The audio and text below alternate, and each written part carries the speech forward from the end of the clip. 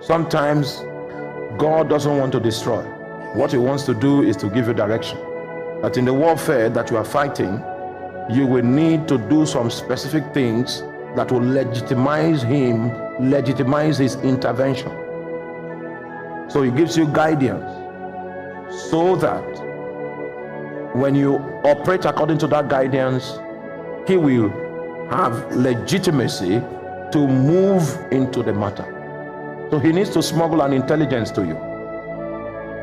So part of the way in which answers are shaped in some cases is in form of intelligence, is in form of wisdom, is in form of guidance.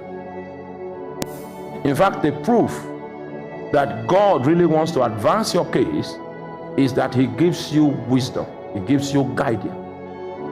And if you don't have guidance yet, don't assume, don't take off like a tornado, because you will come back weeping. If God is involved, the Lord gives you guidance. Are you there? Once upon a time, so many opportunities open to me in ministry. So many opportunities. This place had opened, that place had opened. And I don't want to go into details. So many opportunities. Sometimes the thing that will derail you is not a bad thing.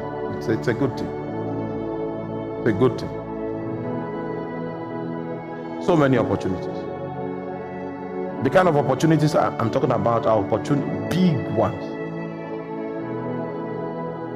But I discovered that an open door is not necessarily a sign from God. When I went into the inner chambers of the Spirit to investigate, God told me that he was not responsible for those doors that open. How will massive, I think what we preach these days about breakthrough. So the name of our God is breakthrough. That's the name of our God. When you see an open door, this is God. I found out that that's not the case every time. As much as we trust God for open doors, we are not bound up in reproach. So we trust God for open doors. We trust God for opportunities to open to us. I can tell you that even though a door opens, it is wise for you to check if God is behind it.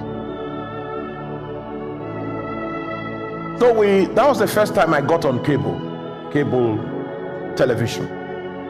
We were still in the other place that time. We got a slot on a very thriving cable television, and the coverage was quite, the spread was good. So we could pay for that slot, and we paid for it, smuggled our materials there. And after 1 month of viewership, we started getting phone calls, opportunities to preach the gospel on big platforms across Africa.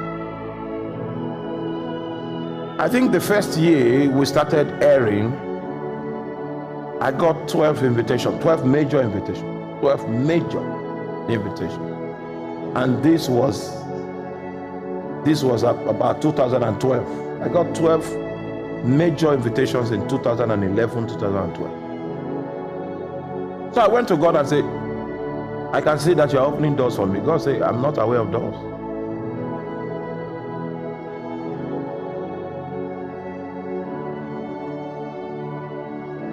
When you enter a door that God has not opened, you have heard the story of people that entered into international ministry and then got glued to adultery. Let me tell you how it starts. You enter a door that God did not open. The outcome of that adventure will be a mark from the kingdom of darkness, because there's no grace to cover you on that tree. If you know the power of grace, the energy of grace, that's the only antidote that God has made available for us to live above sin. So if grace doesn't cover you on a mission, so many things, you may not even come back, and if you do, you are likely to come back fractured.